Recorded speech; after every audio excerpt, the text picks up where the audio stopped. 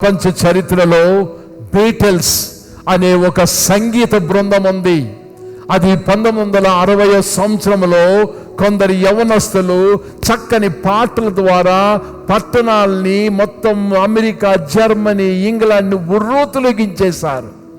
Beetles యొక్క నాయకుడు John lemon చాలా గొప్ప పాటగాడు. అతని పాటలకి కొంతమంది హార్ట్ అటాక్ వచ్చి చనిపోయిన వారు ఉన్నారు. కొంతమంది స్టేజీలు ఎక్కలేక కాలు కొట్టుకునే వారు ఉన్నారు. అతను చెయ్యి పట్టుకుంటే చాలు అనుకునేవారు ఉన్నారు. ఏ గ్రేట్ ఫ్యాన్స్ సంపాదించిన వాడు జాన్ లెనన్. అయితే యేసుని గురించి నువ్వేమనుకుంటున్నావు అని అడిగితే ఏమన్నాడో తెలుసా? యేసా అతను ఒక సామాన్యమైన వ్యక్తి, ఇట్స్ ఆల్ రైట్, ఆయన ప్రసంగాలు బాగానే ఉంటాయి, అవి సింపుల్, వెరీ సింపుల్, కానీ మేము యేసు కన్నా ప్రముఖులము అన్నాడు. We're famous then Jesus Christ. Yesu గతించిపోతాడు, కానీ బీటిల్స్ మాత్రం, మా బృందం మాత్రం అలాగే ఉంటుంది అన్నాడు.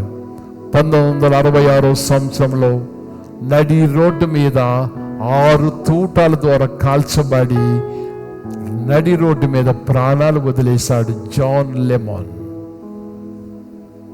యేసు గతించిపోతాడు, యేసు కన్నా మేము ఫేమస్, ఇప్పుడు ప్రపంచంలో క్రీస్తు కన్నా మేము ఫేమస్ అన్న లెనన్ 6 తూటాల ద్వారా ప్రాణాలు పోగొట్టుకున్నాడు.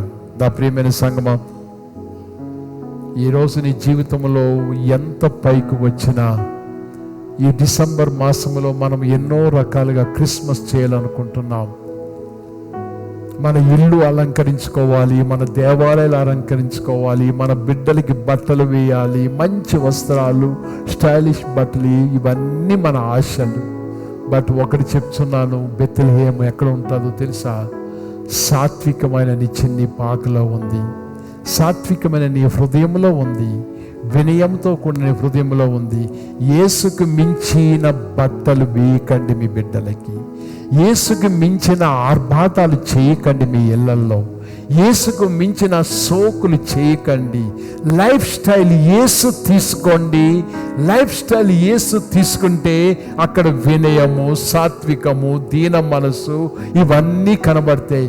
లెట్ us డూ మన క్రిస్మస్ని యేసుకు మించిగా చేద్దామని కాదు, కానీ యేసుకు లోబడి చేద్దాం.